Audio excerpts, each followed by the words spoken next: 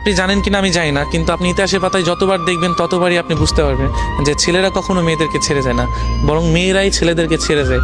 হয়তো তার একটা জ্বলন্ত প্রমাণ বা একটা গল্প আমি আপনার কাছে শেয়ার করি এবং বলতেছি যে একটা ছেলে পাখি আর একটা মেয়ে পাখি, যদিও গল্পটা কেমন লাগবে জানি না, যে একটা ছেলে পাখি আর একটা মেয়ে পাখি দুজনে মিলে উঠতেছিল, উঠতে উঠতে হঠাৎ করে একটি মেয়ে পাখি তার ডানায় ব্যথা পায়। ব্যথা পেলে মেয়ে পাখিটা ছেলে পাখিটাকে বলছে যে তুমি আমাকে কখনো ছেড়ে যাবে না।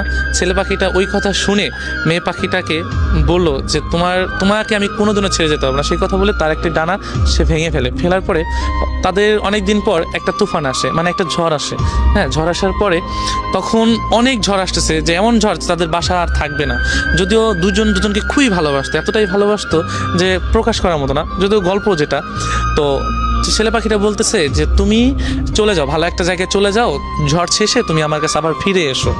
তো মেয়ে পাখিটা কি করলো, যে চলে যাওয়ার পর তো অনেক ঝড় আসার পরে তখন ছেলে পাখিটা ওই ঝড়ে মারা যাওয়ার পরে তো ঝড় শেষে মেয়ে পাখিটা আসার পরে দেখছে যে নিচে লেখা যে তুমি যদি একটিবার বলতে যে আমি তোমাকে ছেড়ে কখনো যাব না, তবে আমি এই ঝড়টাকে যত কষ্টই হোক পার করে দিতাম, আমরা দুজন সারা জীবন একসাথেই থাকতাম।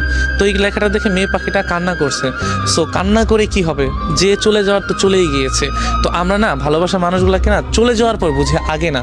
তো ইতিহাসের পাতা আপনি যতই দেখবেন ততই আপনারা বুঝতে পারবেন যে ছেলেরা কখনো যায় না, কারণ একজন ছেলে সব কিছুই সহ্য করতে পারে, শুধু প্রিয় মানুষের ছেড়ে যাওয়া।